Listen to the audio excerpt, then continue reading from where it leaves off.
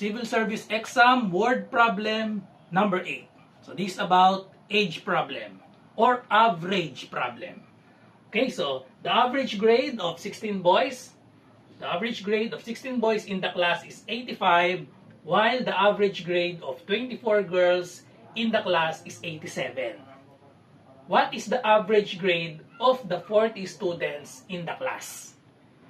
So ang gagamitin nating formula dito ay yung formula ng combination ng mean or average. Okay? So ang formula para sa combination ng average, dahil dalawa, 16 boys, 85, and then 24 girls, 87. So i-combine natin yung dalawa, paano kuhanin ng average nun, ganito yung formula para dyan.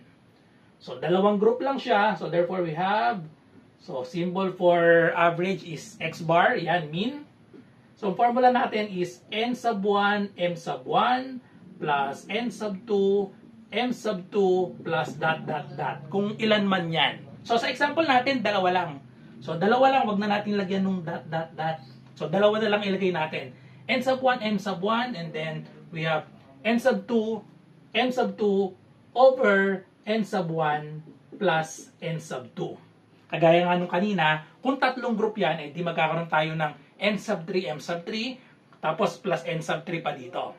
So yung n, ibig sabihin niyan yung number of students. Yung m naman ay mean. So m for mean. So sa ibang book, iba-iba yung ginagamit na mga variables, pero parehas lang po ng ibig sabihin niyan. N is the number of students. Ito yung boys natin. So ito yung gagawin natin. Ito yung boys. And then n sub 2 ay yung girls naman. So ito yung n sub 1 is average of boys. M sub 2 is the average of girls. So ito yung total, boys and girls to. So i-substitute lang natin ang mga given natin sa formula natin. So we have n sub 1, ilan ang number of boys? So we have 16. I-multiply natin sa mean. Mean ng boys, 16 boys ang mean nila, ang average ay 85. So 16 times 85 plus n sub 2 is the girls. Number of girls, so we have 24. And then multiply sa kanilang average na 87. Ang common mistake dito, kinukuha lang yung average. Nagiging 85 and 87. Kunin yung average ng 85 and 87, nasagot 86. Buti na lang wala sa choices yung 86. So yun yung common mistake. Okay, so kailangan i-multiply natin sa number nila, tapos denominator ay i-add natin.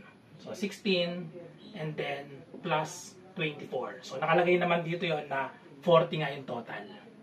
Okay, so computin lang natin ito. So manually, dahil sa civil service ay bawal ang calculator. So 16 plus 24, we have 40. Then i-multiply lang natin ito, 16 and 85, and then 24 at 87. Okay, so multiply lang natin manually.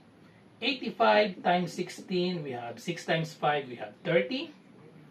6 times 8, 48, plus 3, we have 51, so 510. And then 1 times 85, we have 85, so therefore the answer is 0. 1 plus 5 is 6. 5 plus 8, we have 13. So 1360. Plus the product of this, 87 times 24. So we have 87 times 24. So 4 times 7, we have 28. 4 times 8, 32. Plus 2, we have 34. 2 times 7, we have 14. Carry 1. 2 times 8 is 16. Plus 1, we have 17. Then add. So we have 8. 4 plus 4 is 8. 3 plus 7. So that is 10. Carry 1. 2,088. Then, add lang natin yan. So 1360. Plus 2,088.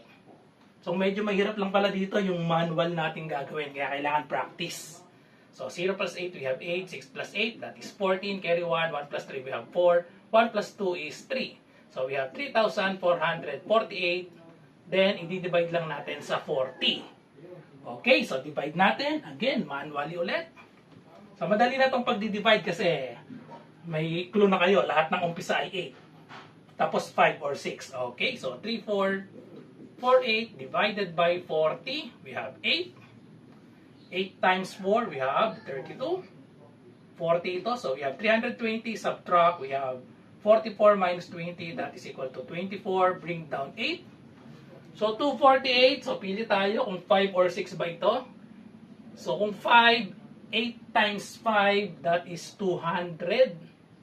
So, hindi 5 kasi 248 ito. Pwede pang isang 40. So, therefore, we have 6. 6 times 40, we have 240. Subtract, meron pa tayong 8. Then, add tayo ng isang 0. Bring down ng 0. 80 divided by 40, we have 0.2. 86.2. So, therefore, the correct answer is letter C, 86.2. Okay, so ganun lang kasimple mag-compute ng combination ng average. Okay, so kita-kita tayo sa susunod na review para sa civil service. Bye-bye!